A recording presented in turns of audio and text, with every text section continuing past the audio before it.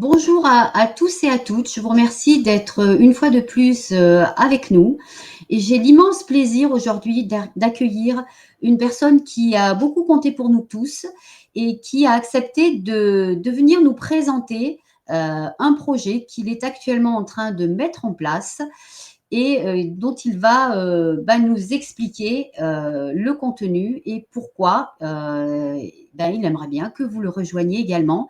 Donc, j'accueille dans le studio de Police pour la vérité, Amine Unline. Bonjour Amine et merci infiniment d'être avec nous. Bonjour Cathy, je vous remercie de votre invitation. C'est toute l'équipe qui vous reçoit avec énormément de plaisir et nous vous sommes vraiment très reconnaissants d'être avec nous cet après-midi. Donc, écoutez, je vais vous proposer, Amine, déjà de vous présenter à nos auditeurs et à nos auditrices et puis d'expliquer ce projet que vous portez depuis plusieurs mois et qui est en train d'éclore et de prendre, je l'espère, rapidement son envol. En fait, ce projet a pour but de partager un savoir-faire, en fait, parce que j'ai exercé pendant plus de 20 ans comme pharmacien des hôpitaux, praticien hospitalier. J'ai été responsable de différents domaines de la pharmacie hospitalière, et notamment de la pharmacovigilance et d'un centre territorial d'information indépendante et d'avis pharmaceutique. Et donc, fort de cette expérience, je propose, donc, déjà à l'époque, je faisais des conférences pour le public au sein du centre hospitalier. Donc, je faisais une conférence tous les 6 mois sur des thématiques d'actualité euh, qui font l'objet d'une grande médiatisation et qui concernent des thèmes que certains qualifieraient de sensibles. Donc, en fait, le but de ce projet, c'est de partager ce savoir-faire, de partager des outils utiles. En fait, je ne prends pas position, c'est-à-dire que je pars d'un sujet d'actualité, par exemple, et je fournis les éléments que moi je connais dans un langage accessible à tout le monde. Et le but, c'est que chaque personne puisse fonder sa propre opinion et aussi d'inviter à la réflexion. Donc, susciter la réflexion, proposer une réflexion, et je demande toujours à ce que chaque personne puisse accueillir ce que je transmets avec son propre esprit critique. Donc, D'accord. c'est très important. Alors, je vous coupe juste 2 petites secondes. Amine, pour les personnes qui seraient avec nous aujourd'hui et qui auraient le plaisir de faire votre connaissance, est-ce que vous pouvez juste dire qui vous êtes, vos compétences, parce qu'elles sont multiples. Vous êtes un peu un touche-à-tout quand même. Et vous êtes en plus quelqu'un de très pointilleux. Moi, j'ai une entière confiance dans tout ce que vous écrivez. Quand je vous entends, je suis vraiment toujours très en confiance. Et j'aimerais que les personnes qui nous écoutent arrivent à comprendre pourquoi moi je ressens tout ça. Et donc, est-ce que vous voulez bien nous expliquer tout, parce que vous êtes pharmacien, vous avez aussi une spécialité dans le droit. Donc voilà, si en quelques minutes, vous présentez vos En fait, compétences. j'ai fait mes études de pharmacie à la faculté d'Angers, dans le Maine-et-Loire. Après un deuxième concours, j'ai fait mon internat en pharmacie dans les centres hospitaliers universitaires de Toulouse. Et donc, j'ai été diplômé fin de l'année 2000. Et ensuite, j'ai commencé comme pharmacien spécialiste assistant. Donc, c'est comme ça, c'est un peu l'équivalent du chef de clinique dans un hôpital. Et après, j'ai passé le troisième concours donc de praticien hospitalier que j'ai eu. Et j'ai été nommé par le ministre de la Santé sur un poste de praticien hospitalier à titre permanent, c'est-à-dire titulaire, depuis 2005. Et je ne sais pas ce qui m'a pris, enfin si je sais, j'ai toujours été, parce que la pharmacie est une profession réglementée et il y a extrêmement de textes qui régissent cette profession. C'est peut-être l'une des plus réglementées dans un centre hospitalier. Elle fait partie des plus réglementées. Et donc, en 2015, j'ai repris des études de droit donc à la faculté d'Angers. dans le campus de Cholet, en fait, parce que c'est les profs qui se déplaçaient. Et donc, en fait, j'ai été logé au même traitement que les jeunes bacheliers, c'est-à-dire, la seule chose que je ne faisais pas, c'est que je n'allais pas à tous les cours, parce que j'avais quand même un nombre d'heures de formation continue qui était limité. Et donc, en fait, j'allais à tous les travaux dirigés, j'ai passé tous les examens sans aucune... c'est-à-dire, je rendais mes devoirs continus toutes les semaines. C'est quand même du travail le soir et le week-end. Et j'ai passé les mêmes examens que les jeunes bacheliers. Donc, j'ai eu ma licence 3 ans après, donc en 2017, 2015, 2016, 2017. Et après, j'ai enchaîné avec un Master 2 en droit de la santé à Rennes, que j'ai obtenu en 2019, qui a été estampillé par la faculté de droit de Rennes et par l'école des hautes études santé publique à Rennes. Et donc, 2019, et juste après, il y a la crise du Covid qui est arrivée. Et là, j'ai eu un aperçu pourquoi j'ai fait instinctivement ces études de droit, puisque ils m'ont permis de découvrir la notion du consentement et son lien avec la sauvegarde de la dignité de la personne humaine, que ces notions, en fait, qui ne m'ont jamais été enseignées durant mes études de pharmacie, en fait. Voilà. Et j'ai eu... D'accord. Voilà, donc après la suite.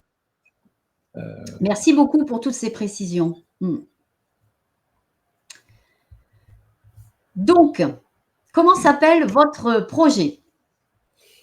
En fait, il y a un site qui s'appelle NHDEUM. Et en fait, pourquoi ce nom? Parce que UM, c'est les initiales de mon nom. Et puis NH2, si vous mettez le chiffre 2 après NH, NH2, c'est la fonction amine en chimie. Parce qu'il y a une fonction amine en chimie, ça s'écrit comme ça. Et donc, en fait, c'est mon prénom. Donc, en fait, ça fait NHDEUM. Donc, voilà. Donc, vous avez un site. Et puis, vous avez, donc sur ce site, c'est un blog, en fait. Vous avez sur la droite plusieurs pages. Donc, vous avez une page, le rationnel, qui vous explique pourquoi ce projet. Et puis ensuite, vous avez quelques articles qui sont publiés qui vous donnent un petit peu, par exemple, en fait, actuellement, donc j'ai commencé au départ par comme le montre l'une des pages, les conférences proposées. J'avais commencé fin 2024 par proposer des visioconférences sur des thématiques, on va dire, de notions théoriques fondamentales que j'estime que chaque personne devrait avoir. Et il y a eu quelques personnes qui sont inscrites, donc on a fait des petits groupes de 4-5 personnes. Par exemple, donc on a fait, en fait, en tout, on a fait 4 séances sur les... Ça s'est arrêté à la 4e séance. Donc c'est ce qui a été planifié avant l'été dernier. La première séance a concerné le titre, c'était qu'est-ce qu'un médicament? Qu'est-ce qu'un dispositif médical? Ensuite, c'était comment agit un médicament? Que fait un médicament au corps humain? Donc là, on a balayé un peu les différents modes d'action possibles des médicaments sur le corps humain. La 3e séance concernait ce que le corps humain fait au médicament, c'est-à-dire comment un corps humain va se débarrasser du médicament, qui est considéré comme un corps étranger. Donc c'est ce qu'on appelle la pharmacocinétique. Et puis, une fois ces bases, ces trois thèmes abordés, on a traité la 4e séance, on a traité les interactions entre les médicaments, les aliments, entre les médicaments, les plantes, etc. Et ça s'est arrêté là. Donc, et puis, comme j'évalue régulièrement le sentiment des personnes qui participent, on a convenu qu'il serait... Donc, on est parti finalement sur l'élaboration d'un bulletin d'information dont j'avais l'expérience pendant plus de 20 ans. C'est ce que je faisais quand j'étais en poste au centre hospitalier. Et de faire des visioconférences ou des conférences sur site aussi, sur place, sur des thématiques vraiment très, très... comme ce que je faisais avant, c'est-à-dire sur des thématiques d'actualité. Et donc là, il y a une première visioconférence qui a été proposée aux adhérents, aux abonnés. C'est au mois de janvier. Ça sera sur la proposition de loi relative au droit à l'aide à mourir. ça sera purement une analyse juridique. Donc, je ferai abstraction de… Donc, il n'y aura aucune convocation de questions d'ordre éthique, moral, philosophique, religieuse ou politique ou autre, parce que pour ces volets-là, bon, il peut y avoir des divergences. Et donc, sur le droit, en général, le droit, c'est ce qui régit les rapports dans une société. Donc, c'est ce qu'il y a de plus objectif et je proposerai une analyse purement… Je commenterai cette proposition de loi sur le plan purement juridique, avec bien sûr toujours un langage accessible à tout le monde. Hein. Et récemment, on a défini, la deuxième visioconférence portera probablement sur les huiles essentielles, parce que j'ai eu des demandes sur cette thématique. J'ai eu des demandes sur les plantes, sur les huiles essentielles. Donc, on va commencer par les huiles essentielles. Donc, ça sera une introduction à la connaissance de ce monde concernant les huiles essentielles. Ah, ça, c'est très intéressant, parce que les huiles essentielles, on est nombreux à s'en servir et des fois, on fait des bêtises. Donc, moi, je sais que j'ai fait une grosse bêtise une fois et j'ai cru que j'étais en train de mourir. Moi, je me suis trompée de flacon. Je me suis trompée de flacon en pensant prendre ce que je devais normalement prendre. Donc, même quand on fait attention, parfois, on a le cerveau qui lit un nom et c'est Oui, pas le bon, en fait. C'est ouais. vraiment particulier. Hein. Ouais. Ah ben, je l'écouterai, je participerai. D'ailleurs, les deux que vous annoncez, là, m'intéressent beaucoup. La première, je l'ai déjà notée sur mon agenda, puisque je fais partie de vos Ouais, vous abonnés. êtes abonné, ouais, je vous en remercie. Et, Ouais. et puis, c'est moi qui vous remercie de proposer cette information qui, effectivement, est tout à fait adaptée. Hein, même quand on n'y connaît pas grand-chose, on comprend ce que vous voulez dire. Donc, c'est vraiment intéressant. Et moi, ce que j'avais aimé, donc, quand j'ai lu, alors je ne sais plus sur quelle newsletter, non, c'est en bas de cette première page-là. Malheureusement, je n'ai pas pu la prendre en entier, où vous parliez effectivement de ces conférences et ateliers pratiques. Donc, c'est ce que vous venez d'évoquer, je suppose. Oui. Et alors, le côté pratique, c'est-à-dire que vous arriviez quand même à vous retrouver tous en présentiel pour faire je ne sais pas si c'était des expériences ou… En fait, pour les premières conférences qui ont commencé fin 2024, la seule expérience sur place, c'était avec le collectif Santé Mauge, que vous connaissez, puisque, si j'ai bien compris, il a déjà été sur votre chaîne, Tout à fait. et que je connais bien, parce que, voilà, ils sont sur Cholet. Donc, en fait, on a fait tout sur place. Et après, j'ai eu des demandes des personnes qui étaient loin de Cholet, donc d'où l'instauration des visioconférences. Et c'était des petits groupes où, en fait, il y avait un échange permanent. Il y avait un échange des questions. Moi, je présentais, et puis c'est comme, en fait, un échange entre celui qui donne une information et les personnes qui réceptionnent cette information. Mm. Donc, ce n'est pas des cours, moi, je présente et puis j'essaie de faire comprendre des notions, les principes généraux pour que les gens puissent avoir des minimums d'outils pour comprendre après un article de presse sur les médicaments, pour pouvoir lire. Alors, le but principal, c'était de permettre aux personnes qui ont assisté de lire ce qu'on appelle le résumé des caractéristiques des produits, ce qu'on appelle le RCP, qui est l'annexe 1 de l'autorisation de mise sur le marché de tout médicament. Et parce que ce RCP, cette annexe 1, contient des éléments un peu plus fournis que la notice d'un médicament qui est rédigé avec un langage vraiment vulgarisé. Et souvent, il y a une différence entre lire le RCP et lire la notice.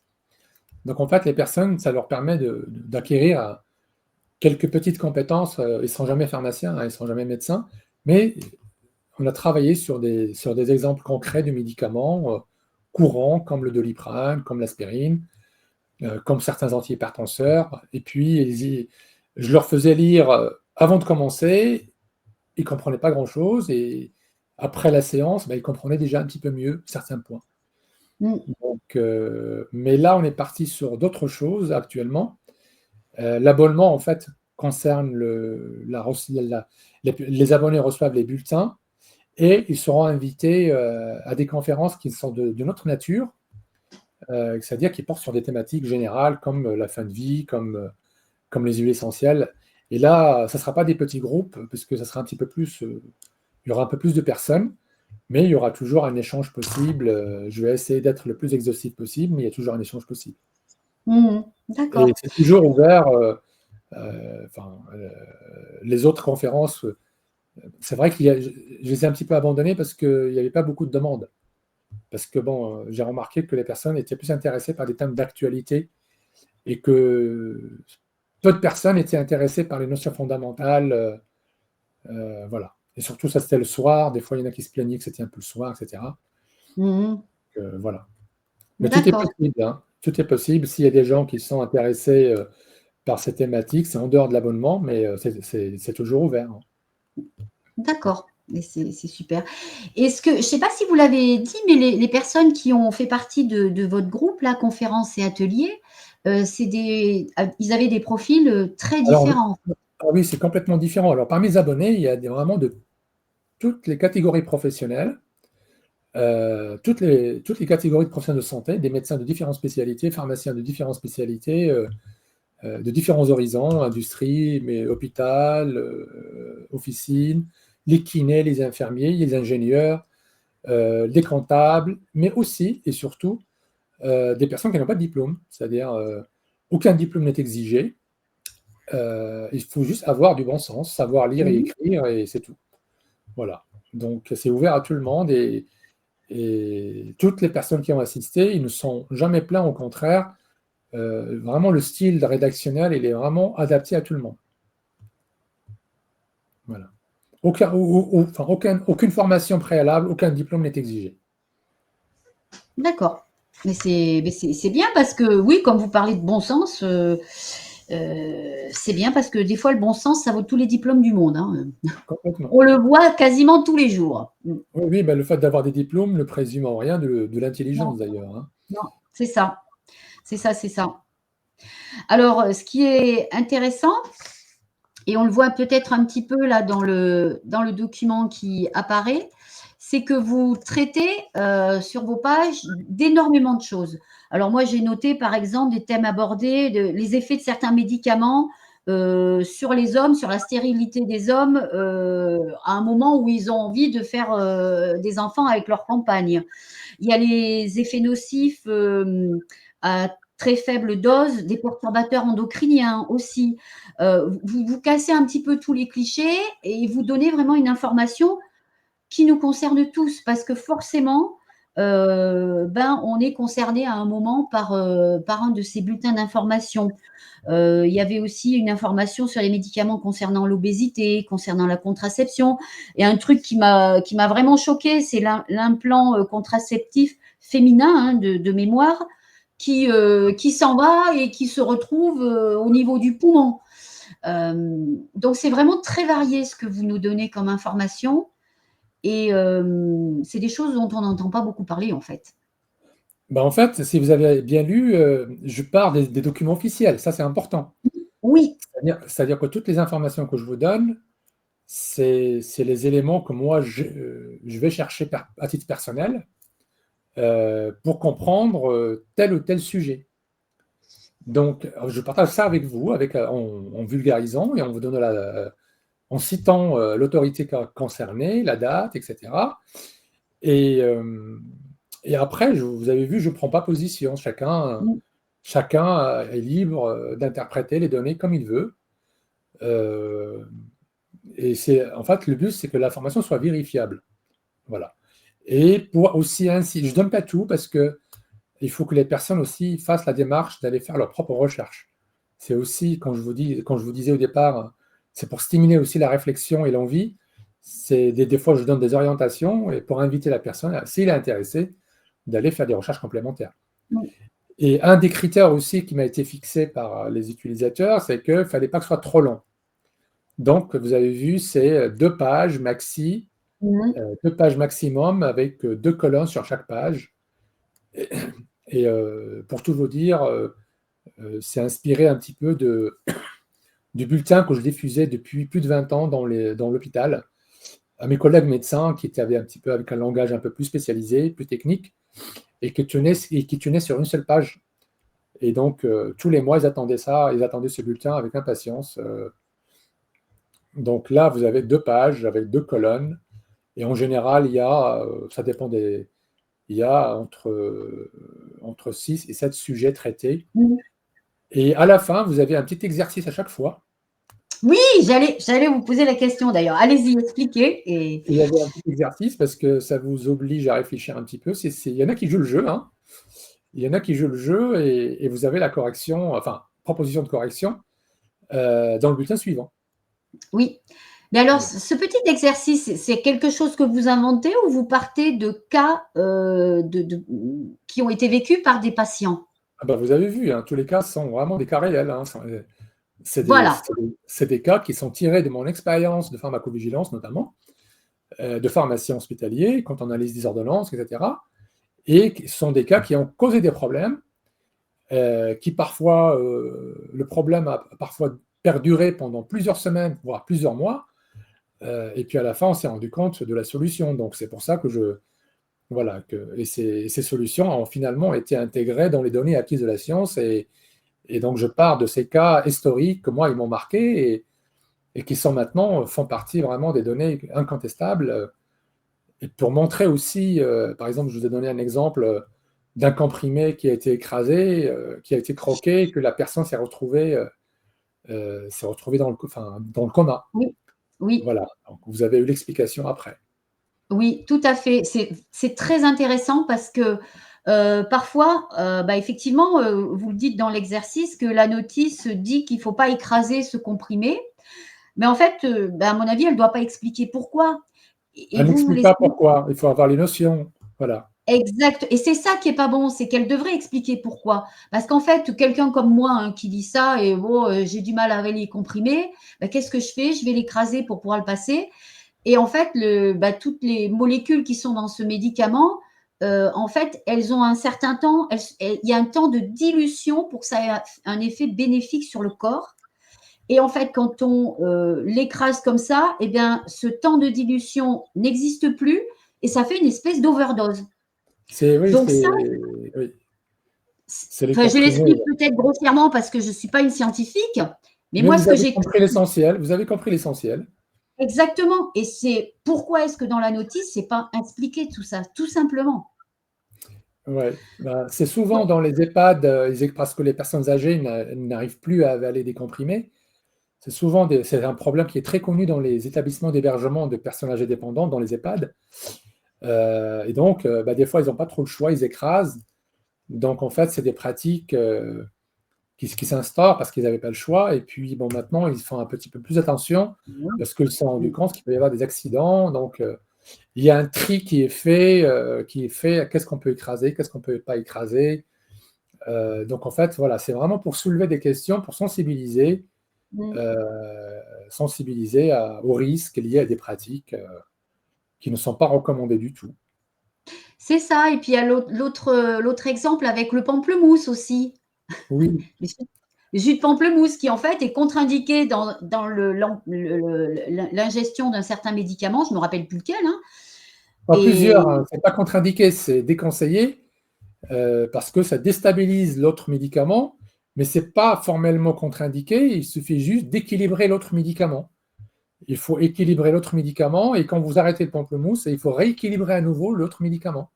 mmh, Sinon, vous pouvez vous retrouver dans des situations aussi de surdosage. Mais il y c'est a ça. plusieurs médicaments qui interagissent avec le jus de pamplemousse. Le jus de C'est ça. pamplemousse renforce l'efficacité, en fait. Il ralentit l'élimination du médicament et donc bah, il crée une situation de surdosage. Ah aussi, oui. C'est Voilà. vraiment intéressant, hein. Mmh. Et il y a d'autres produits qui font l'effet inverse. Il y a d'autres produits qui accélèrent l'élimination du médicament et vous vous retrouvez en inefficacité.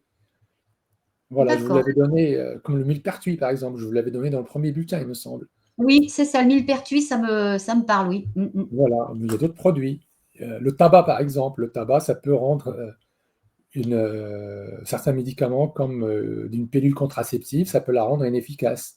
Mmh mh. Donc, on peut avoir des grossesses non désirées du fait de l'interaction entre le produit et la pilule.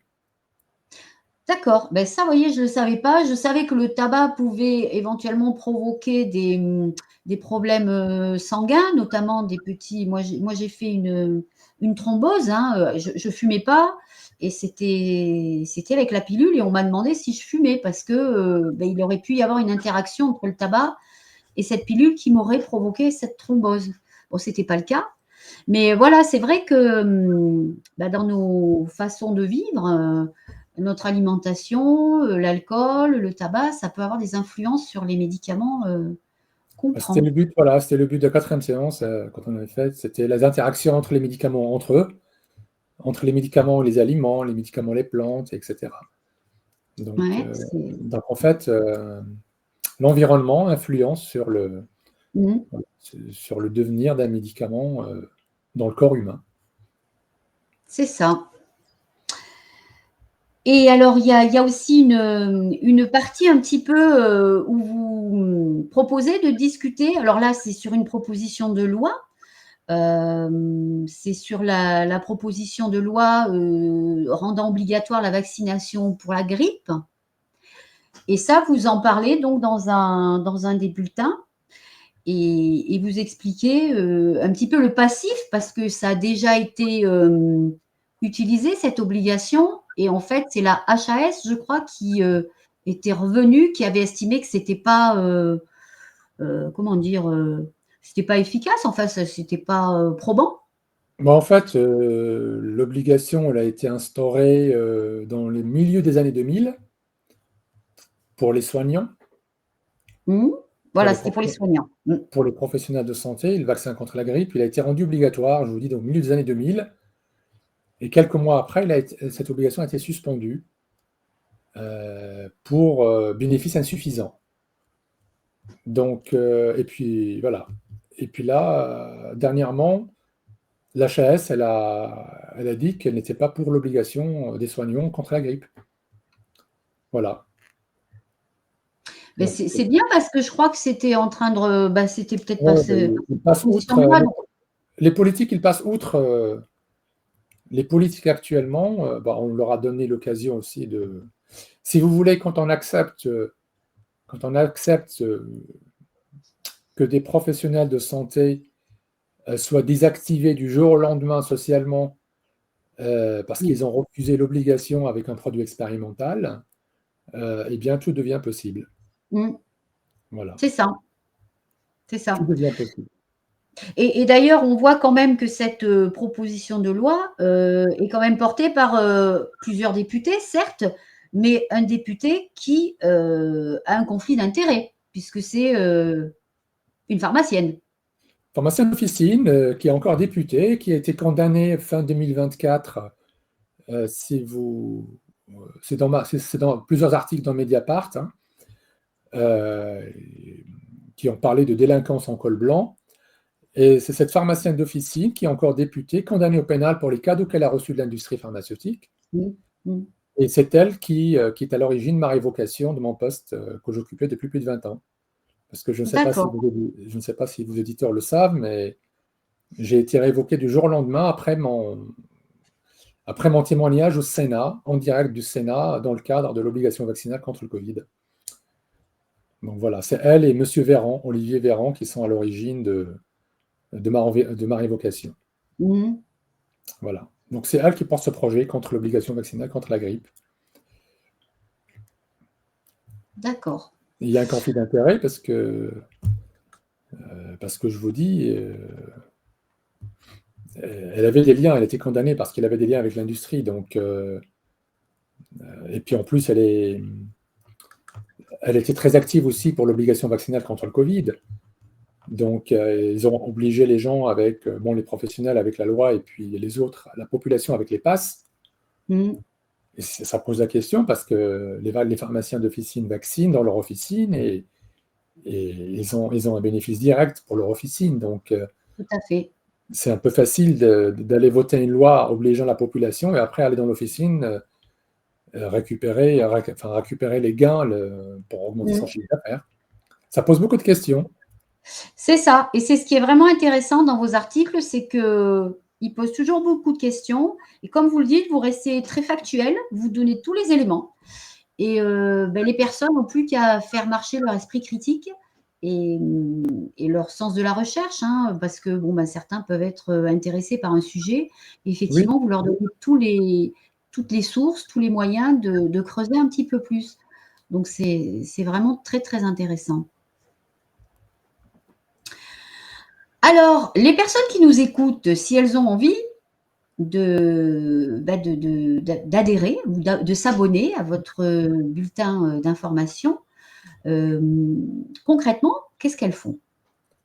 il y a juste un mail à envoyer à l'adresse qui est indiquée sur le blog, donc vous l'avez mise.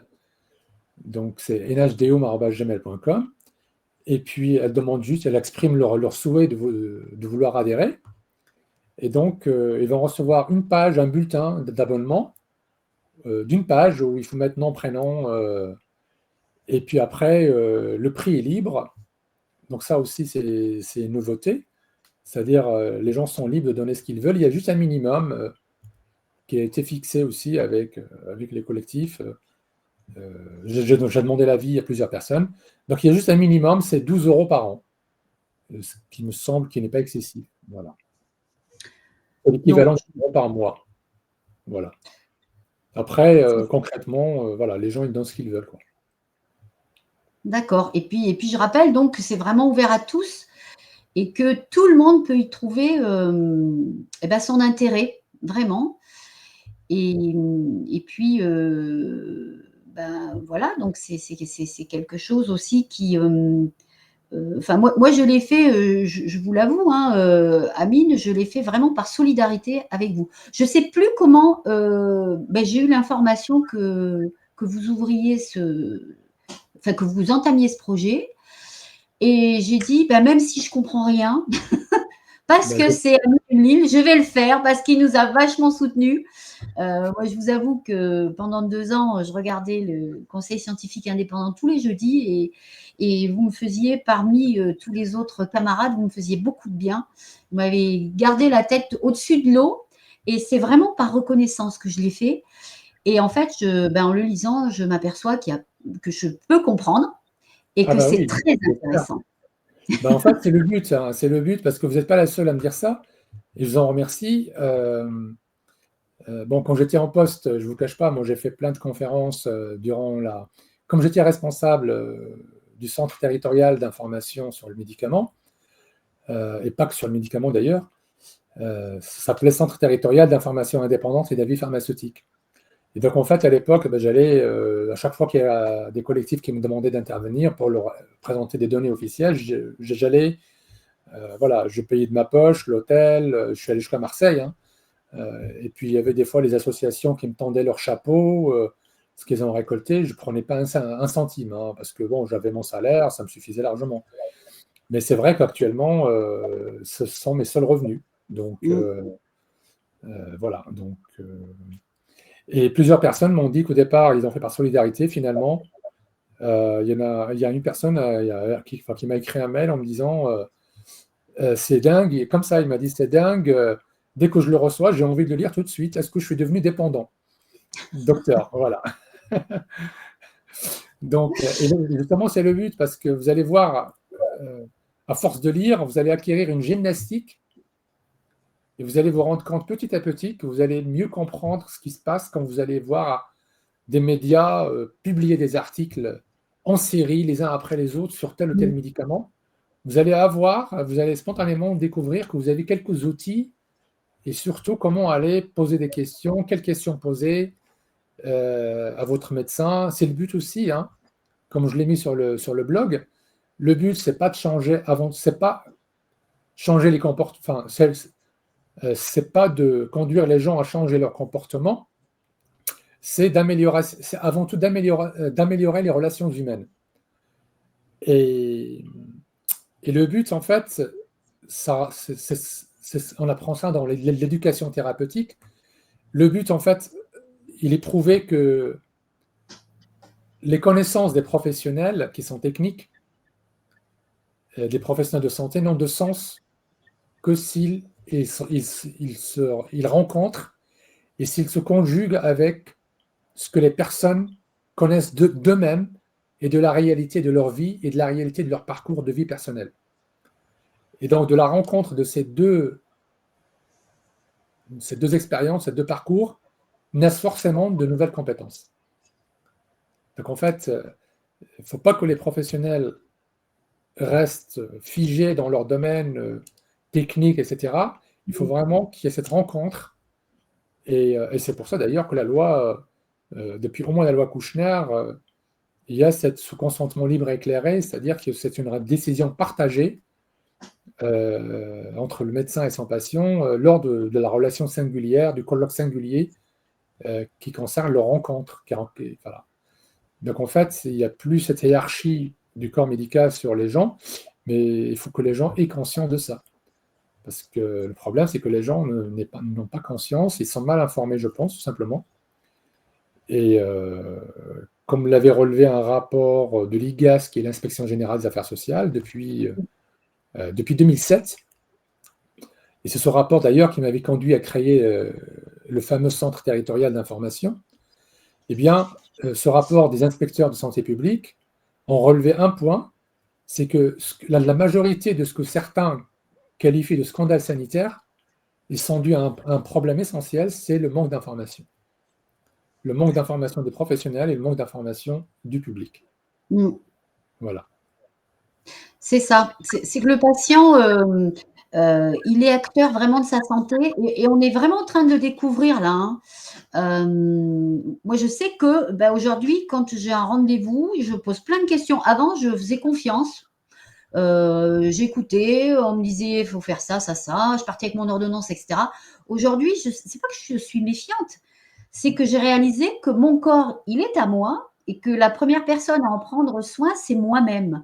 Et donc, j'ai le droit de poser des questions et j'ai même le devoir par rapport au respect de moi-même de poser des questions.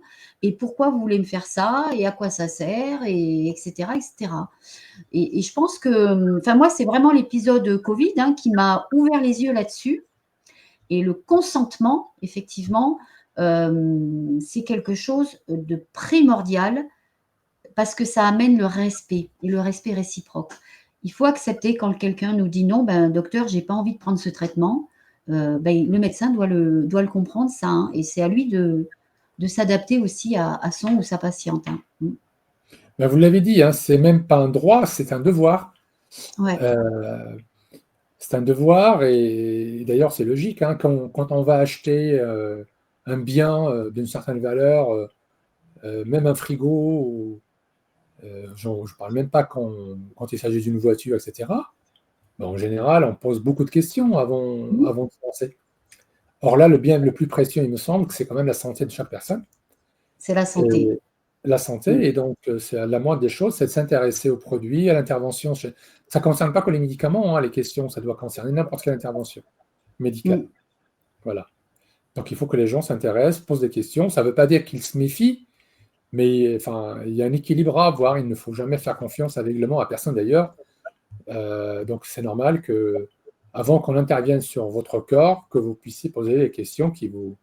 Voilà. Mais pour poser des questions, il faut savoir quel type de questions poser. Pour savoir poser des questions pertinentes, il faut un minimum de documentation. C'est ça. Voilà. Donc c'est pour ça que moi j'ai eu cette idée, ce projet, de partager ce que je sais, donc tout en permettant de survivre par rapport à la perte de mes revenus, etc. Voilà. Bien sûr, oui, c'est votre nouveau métier. Enfin, c'est votre métier, mais sous une autre structure, quoi. Sous une autre forme. Voilà. Et toujours au service du public. Donc, un pharmacien travaille, exerce un métier dans le service, au service du public. Que ce soit le médecin ou le pharmacien d'ailleurs. Hein. Et c'est pour ça que la loi leur a confié, elle les a investis de ce qu'on appelle une indépendance professionnelle. Donc c'est marqué dans la loi, pour les pharmaciens, ça a été reconnu même par la Cour de justice de l'Union européenne depuis 2009, un arrêt de 2009. Et ça dit, le code santé publique, le code déontologie des deux professions, qu'est-ce qu'il dit? il dit qu'ils ne doivent se soumettre à aucun ordre et que leur rôle, c'est quand ils voient qu'il y a des dérives dans les choix publics ou privés, des Mhm. autorités notamment, eh bien, il faut que le pharmacien et le médecin bloquent et qu'ils ne se soumettent à aucun ordre. Et cette indépendance, elle n'est pas là pour le confort du praticien, et la preuve, hein. La Euh, preuve. la preuve, cette indépendance, elle est là pour la protection du public et pour garder sa Mhm. confiance. C'est comme ça que l'ordre des pharmaciens écrit les choses, hein. Voilà. Et on a vu lors de la dernière crise, la gestion de la crise Covid, on a vu que ceux qui ordonnaient aux pharmaciens de faire valoir leur indépendance, ils se sont mis à les fonctionner, à les poursuivre, à leur interdire de travailler, etc. Voilà. Exactement. Donc on vit Mhm. dans un monde totalement inversé. C'est ça. C'est ça, c'est ça. Et je ne sais pas, ou je l'ai peut-être oublié, mais est-ce que vous prêtez serment, On les prête serment sur le pharmaciens? serment galien. Le galien, les médecins, c'est le D'accord. serment d'Hippocrate pour les médecins et pour les pharmaciens. Moi, j'ai prêté le serment de Galien lorsque j'ai présenté ma thèse de doctorat à Toulouse, à la faculté de Toulouse, à la fin des années 2000. J'ai prêté serment sur le serment de Galien. Euh, Et Galien, c'était un médecin pharmacien, c'est ça? Ou oui, apothicaire, c'est ça? il était médecin et pharmacien. Il était médecin de l'empereur romain Marc Aurèle et de ses successeurs Commode et Septime Sévère. Donc on était fin de deuxième, début du troisième siècle. Et c'est à lui qu'on doit ce qu'on appelle la pharmacie galénique, c'est-à-dire la façon de concevoir, de préparer les médicaments. Donc on lui doit beaucoup. Donc il y a ses œuvres, il y a beaucoup de ses œuvres qui se sont perdues, qui ne sont pas été transmises enfin, jusqu'à notre ère. Mais quand Oui. même, il y a eu des traces, il y a eu quand même des ouvrages, de ces travaux qui ont réussi à résister et à nous parvenir. Et c'est pour ça que les pharmaciens, les apothicaires, les pharmaciens donc, lui prêtent serment. Et je vous rappelle que depuis le fin du XVIIIe siècle, je vous rappelle qu'il y a eu par la loi, il y a eu une séparation, un divorce entre les apothicaires et les épiciers, hein. Ah bon? Voilà. Parce qu'avant, ils étaient. Voilà. Donc, un pharmacien, moi, en tant que pharmacien, je ne joue pas à l'épicier de luxe. Ah ben oui. Voilà. D'accord. D'accord, d'accord. Mais écoutez, merci pour toutes ces précisions. Alors, je ne sais pas, est-ce qu'on a oublié quelque chose? J'ai essayé de poser vraiment des questions. Il me semble que vous avez été assez complet, non? Ouais, je pense qu'on a abordé l'essentiel. Mhm. Et donc, pour moi, tiens, qui suis adhérente, c'est une adhésion automatique. Après, j'aurai un petit message. Comment ça se passe? L'adhésion, c'est, comme vous le savez, c'est pour un an. Ouais, Donc, en fait, on a commencé comme ça, on a commencé au mois de juin, mois de juillet, pardon, de juillet de cette année jusqu'à juin de l'année prochaine. ouais, Donc, les personnes qui vont s'abonner, par exemple, là, ce mois-ci, ils vont recevoir tous les bulletins diffusés depuis le mois de premier, il a été diffusé au mois de juillet. oui. Donc, je leur envoie il y a actuellement des personnes qui s'abonnent, qui reçoivent les 4 bulletins d'un coup. Ah ben ça, c'est chouette, hein? C'est Ah ben, bien. c'est pour un an. C'est pour un Mhm. an. Et donc, et puis, s'ils s'inscrivent avant le mois de janvier, ils pourront assister à la visioconférence prévue Mhm. au mois de janvier.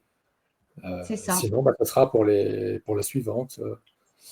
Et puis après, on va dire 2 mois avant, je vais vous rappeler que voilà, que l'abonnement se terminera fin juin. Donc si vous voulez Mhm. renouveler, après les gens sont libres de renouveler ou pas. Donc, D'accord. c'est pas un renouvellement tacite, hein. D'accord. Oui, oui, c'est. Non, mais Non, c'est non, c'est bien. pour un an. Après les gens, voilà, ils apprécieront s'ils veulent continuer ou pas. Ouais, ouais, ouais. Non, mais c'est bien de nous le rappeler parce que des fois, on oublie un peu à quelle date finit un abonnement. Et puis, voilà, c'est bien. Au moins, comme ça, on. Ben Bah, moi, dans l'absolu, si j'aurais pu, enfin, dans l'absolu, j'aurais pu offrir comme je le faisais avant. Le centre territorial était gratuit pour tout le monde. Mais en fait, il n'était pas gratuit parce que j'étais payé et oui. par l'État. C'était un Mm. service. C'est comme ça d'ailleurs qu'on l'a présenté. Et si vous reprenez les articles de presse que la presse type Ouest France, Corée de l'Ouest, Le Point, même des journaux comme Le Monde, etc., ils faisaient des éloges de ce que je faisais. Donc, euh, c'était un service public d'information. Mm. Et comme moi, je faisais déjà le travail en interne pour mes collègues médecins, l'idée était pourquoi ne pas partager ce travail qui est déjà fait, pourquoi ne pas le partager avec tout le monde, avec les principaux concernés, ben, que sans le public, parce que je me suis rendu compte que nous, on publiait dans des revues scientifiques, mais il y avait une sorte de l'entre-soi, ça restait entre nous. Et par exemple, quand on alertait sur des scandales sanitaires, enfin, ce que certains appellent des scandales sanitaires qui étaient en train de naître sous nos yeux, eh bien, nous, on alertait en temps réel, mais le public ne découvrait l'alerte que 15 ans après, Eh oui. quand il y a des blessés. Et donc, l'idée est venue de là aussi. Il y avait une sorte de veille, on a instauré, comme je ne l'ai pas dit, mais comme je n'ai aucun lien au conflit d'intérêt, eh bien, j'étais payé uniquement, mes seuls revenus, c'était ceux hospitaliers, mon bulletin de salaire hospitalier, tout simplement. Et donc, comme je n'avais pas de conflit d'intérêt, bah, c'était un service public hospitalier que Mhm. l'hôpital de Cholet offrait à toute la population. Et c'était extrêmement bien perçu. Donc Eh moi, oui. dans l'absolu, j'aurais aimé avoir les moyens pour continuer, mais peut-être qu'un jour, il va y avoir un financement, je ne sais sous quelle modalité. Euh, le jour où il y aura ce financement, bah, ça sera gratuit pour tout le monde. Moi, dans l'absolu, mon but, c'est que cette nouvelle activité soit offerte à tout le monde. Mhm. Oui. Et en même temps, vous voyez par exemple sur le réseau social X, j'ai plus de 79 000 abonnés. Et si bon, sur les 79 000, il faut enlever une partie qui sont là juste pour surveiller tout ça. Troll. Mais déjà, s'il y a déjà rien que 1000 ou 2000 personnes qui donnent chacun 1 euro par mois, vous voyez, déjà, Eh ben oui. c'est déjà, C'est mais c'est pas ça. le cas. C'est loin d'être le cas. C'est Et ça. il faut Mais l'idéal, c'est qu'on tente vers, c'est ce que je leur ai dit, il ne faut pas qu'ils pensent que le centre, c'est uniquement pour les abonnés. Pour l'instant, c'est uniquement pour les abonnés. Mais si les gens sont d'accord, pour moi, le centre, il appartient aux abonnés. Donc, en quelque sorte. Parce que c'est eux qui lui permettent d'exister. mm. Et il faut que ça soit viable, parce que pour l'instant, moi, je ne vis pas de ça. Voilà, c'est très insuffisant, c'est très en deçà de. Voilà, il n'y a Bien pas assez sûr. d'abonnés, si vous voulez. Voilà. Ouais. C'est ça. Alors, petit message hein, à vos abonnés, enfin à vos abonnés sur X, enfin, je ne sais pas comment on appelle ça, vos contacts. Nous, ben, c'est pareil, hein, Police pour la vérité, sur Telegram, sur Facebook, sur YouTube. Ben, il faut que les gens ils s'abonnent, il faut aussi qu'ils nous encouragent, hein, qu'ils nous rendent visibles, parce que ben, sinon, on reste, alors qu'on fait un vrai service. Hein, bon, nous, on fait cette série sur Tisser du lien. Et là, vraiment, votre projet, il est tout à fait dans l'esprit de notre série qui est là pour ouvrir la parole eh ben, aux particuliers, mais aux entreprises, aux petites entreprises qui se créent, et puis aux collectifs, comme vous avez cité tout à l'heure le collectif Saint-Émoge. Mais n'hésitez pas à nous soutenir aussi. Ben, par exemple, chez nous, il y a très peu d'adhérents. Des dons, c'est une fois qu'il nous tombe une dent, hein, donc c'est pas souvent. Ben, tout ça, effectivement, bon, nous, on n'est pas des professionnels, hein, c'est vraiment, on est des bénévoles, c'est bénévole, mais il y a quand même des frais incompressibles. Donc, pour vous, pour lesquels c'est votre métier, ben, voilà, vous avez des frais, mais vous avez aussi besoin de ressources pour vivre. Donc, il faut que les gens ne soient pas seulement consommateurs de ce qu'on propose, de ce qu'on donne, parce qu'à tous, ça nous demande du boulot, même à nous, les bénévoles. Mm.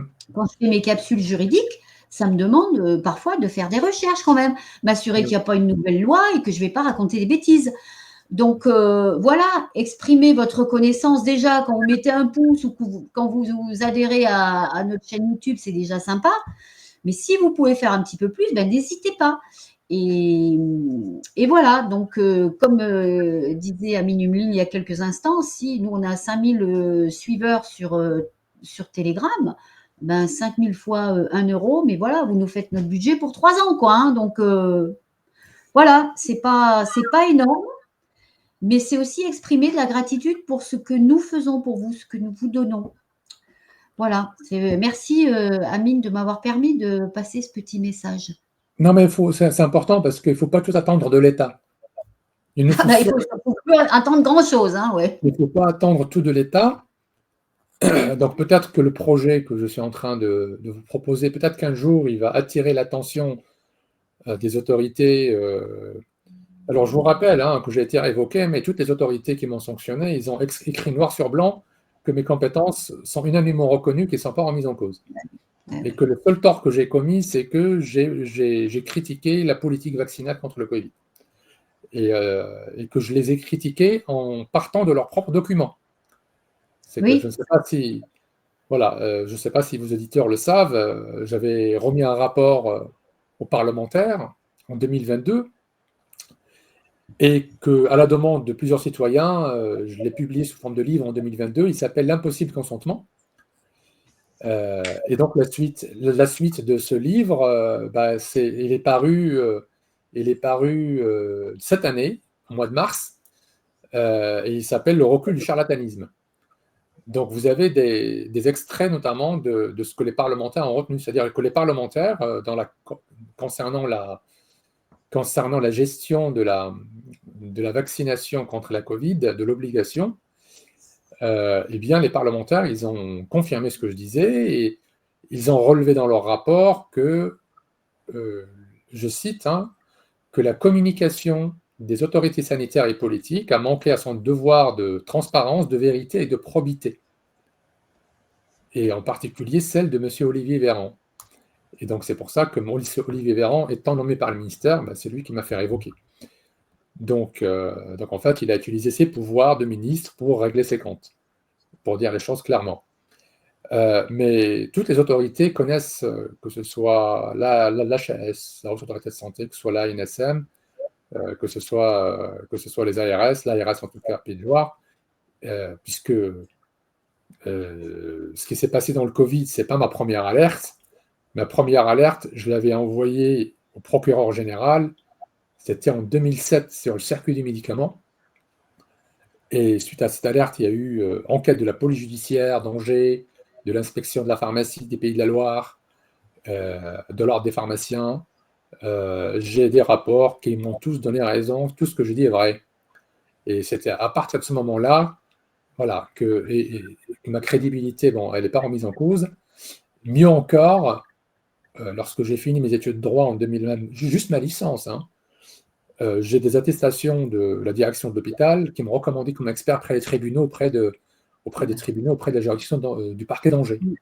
Donc, si vous voulez, il n'est pas exclu que quand cette folie généralisée soit atténuée, que quand les gens se réveilleront de leur, je sais pas comment, de leur Cette hypnose générale.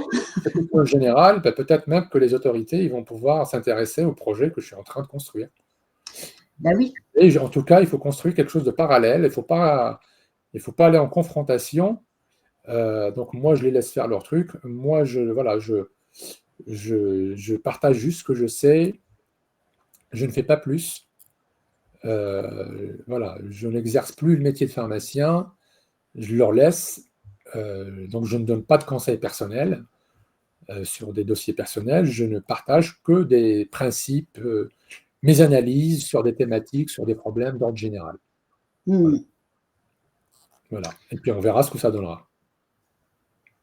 Eh bien, il faut souhaiter effectivement que nous sortions de cette hypnose générale et collective là, et que chacun retrouve sa place, parce que vous êtes des milliers, peut-être des millions à avoir été ainsi sanctionnés et sortis de vos métiers que vous exerciez avec intégrité, en respect avec votre éthique et votre déontologie.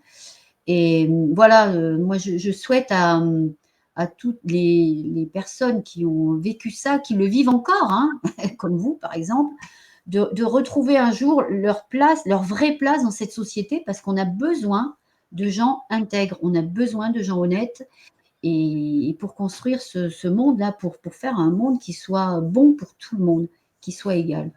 Les compétences, c'est nous qui les avons. Mm. Donc, c'est nous qui les avons. Si les établissements se débarrassent des compétences, c'est leur problème. Le seul problème, c'est que il y a quelques personnes qui ont eu le pouvoir, qui ont chassé des gens. Pour moi, les gens qui ont été suspendus, ce sont les gens qui ont eu l'esprit le plus éclairé. Ah Voilà. oui. Donc, mais je sais que par derrière, il y en a qui ont fait autrement, alors qu'ils auraient dû juste Oui, parler comme tout le monde. Moi, c'est j'ai ça. plein de témoignages écrits de nombreux pharmaciens, de nombreux médecins qui me disent on est d'accord avec toi, mais on ne peut pas le dire publiquement. Ça a toujours été Manque de depuis le début comme courage. ça. Et si on n'était que 5 ou 10% à dire non, on ne serait Mm. pas là aujourd'hui. Et C'est donc, ça. il ne faut pas s'étonner après de voir une obligation contre la grippe revenir.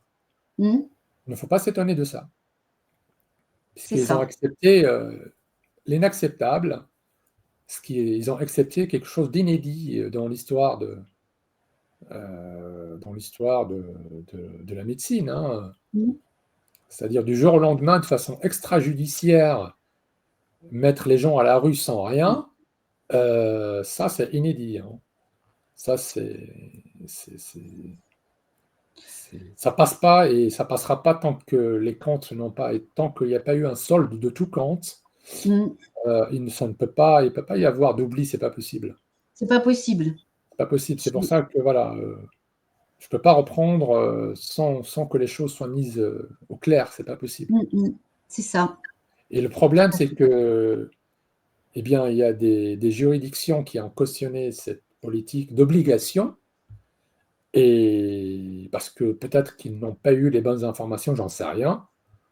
Moi, j'ai une autre idée, puisque moi, j'avais soumis des bonnes informations officielles, mais malgré ça, il y a eu comme une sorte de- d'effacement de tout contre-pouvoir. Et, et ce n'est pas le politique qui a imposé l'obligation vaccinale, ce sont les parlementaires.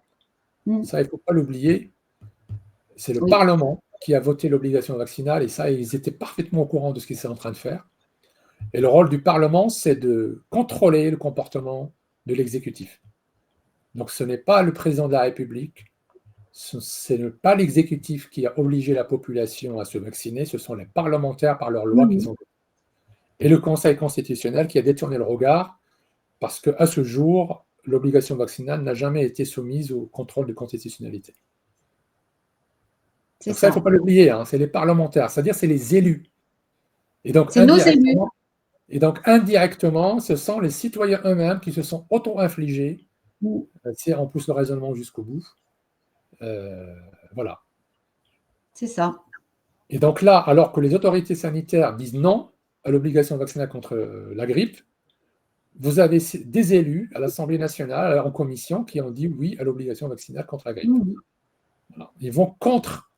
Et ils ont demandé à la Haute Autorité de Santé de revoir son avis. Voilà ce qui est complètement... C'est hallucinant. C'est hallucinant. Écoutez, ça me fait une très bonne transition parce qu'on vient de parler des suspendus et bien évidemment que nous ne les oublions jamais à Police pour la vérité et que c'est les premiers justement qui ont tissé du lien et qui ont été abandonnés par beaucoup. Et les deuxièmes grandes victimes, ce sont toutes les personnes qui ont été injectées avec le pseudo-vaccin Covid et qui ont déclaré des effets indésirables. Et dans le cadre de la grande famille, je suis marraine d'Angélique, qui a eu de très très graves effets indésirables et dont la santé est toujours très affaiblie. Et donc en tant que marraine, eh ben, chaque fois que je fais une émission, j'ai une pensée pour, Angélique et je demande aux auditeurs et aux auditrices d'avoir une pensée aussi pour elle. Elle a eu une expertise judiciaire, début octobre, le 9 octobre, et nous attendons le résultat. Elle a été accompagnée d'un médecin conseil qui lui-même est expert. Et heureusement, parce qu'il a été d'un grand soutien pendant cette expertise qui a été très très difficile, où elle avait en face d'elle un pharmacien et l'avocat de Pfizer. Et voilà, donc Angélique, nous sommes toujours de tout cœur avec toi. Et voilà, et nous pensons très fort à toi. À très bientôt, Angélique. Donc merci, merci Ameline d'avoir participé à cette émission. Je pense qu'on a vraiment fait le tour. Avec beaucoup d'honnêteté, beaucoup de franchise et toujours ce souci du collectif et de la santé de l'autre. Merci infiniment. C'est vraiment un honneur pour Police pour la vérité de vous avoir reçu. Peut-être que vous souhaitez dire un petit mot de la fin avant que l'on se quitte. Eh bien, je vous renouvelle mes remerciements hein, pour votre invitation et surtout pour ce que vous faites. Donc, et puis je reste à votre disposition, voilà, si vous le souhaitez. Ah bah, merci infiniment. Nous aussi, nous restons à votre disposition si vous avez besoin de refaire quelque chose, s'il y a des nouveautés sur votre projet, n'hésitez pas à reprendre contact avec nous parce que ce sera avec vraiment un grand plaisir. J'espère que le plaisir que nous avons eu à échanger cet après-midi, les auditeurs et les auditrices l'auront partagé avec nous. J'espère que beaucoup d'entre eux vous rejoindront. Enfin, moi, en tant qu'abonné, je leur recommande. C'est une lettre d'information par mois, deux feuillets en fait. Ça prend le temps que l'on a envie de donner à cette lecture. Ça donne d'énormes informations sur les pratiques et puis ça nous appelle aussi à la prudence par rapport à la façon dont on prend soin de soi et puis aussi à se faire confiance et à prendre soin de notre organisme. Merci beaucoup Ameline, à très Merci bientôt. Cathy, à bientôt, merci. Au revoir à tout le monde, à bientôt.